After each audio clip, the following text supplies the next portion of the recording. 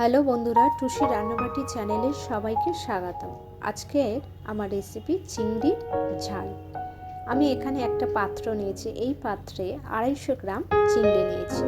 এই চিংড়িগুলো ভাজার জন্য আমি প্রথমে 1 টেবিল চামচ নুন, 1 টেবিল চামচ হলুদের গুঁড়ো, 1 টেবিল চামচ লঙ্কার গুঁড়ো দিয়ে এই চিংড়িগুলো ভালোভাবে মিশিয়ে রেখে দিলাম।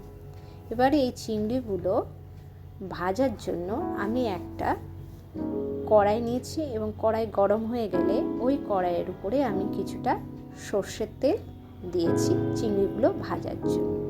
তেল গরম হয়ে গেলে নুন হলুদ মাখানো চিংড়িগুলো একে একে আমি ভেজে নিচ্ছি।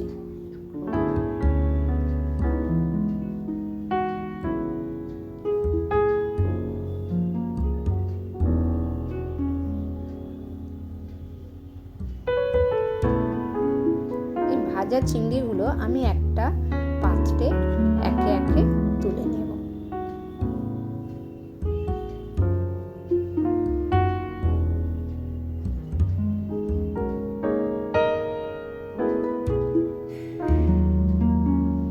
ওই কড়াইয়ের উপরে আরো কিছুটা সর্ষের তেল দিয়ে ওই তেলের উপরে আমি 2 টেবিল চামচ পেঁয়াজের পেস্ট,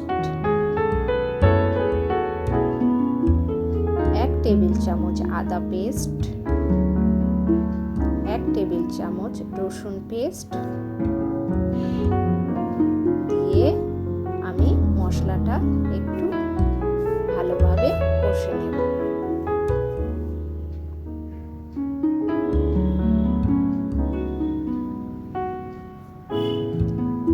এখানে আমি 1 টেবিল চামচ নুন অ্যাড করলাম, 1 টেবিল চামচ হলুদের গুঁড়ো অ্যাড করলাম, 1 টেবিল চামচ টমেটো সস অ্যাড করলাম। এখানে হাফ টেবিল চামচ চিনি আমি দিলাম।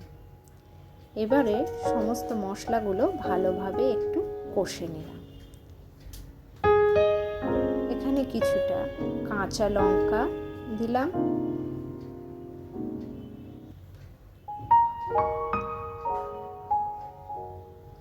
এক টেবিল চামচ জিরে গুঁড়ো দিলাম,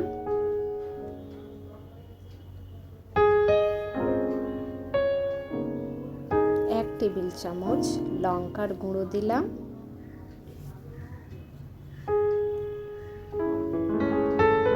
এবার মশলাটা একটু ভালোভাবে কষে নিলাম।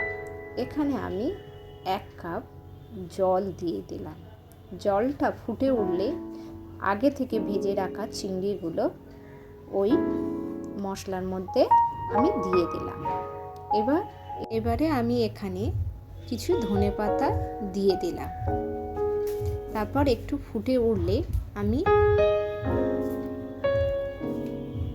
1 টেবিল চামচ গরম মশলা দিয়ে ওটাকে সার্ভ করার জন্য নামিয়ে নিলাম। আপনাদের ভালো লাগলে একটা লাইক অ্যান্ড সাবস্ক্রাইব করে দেবেন।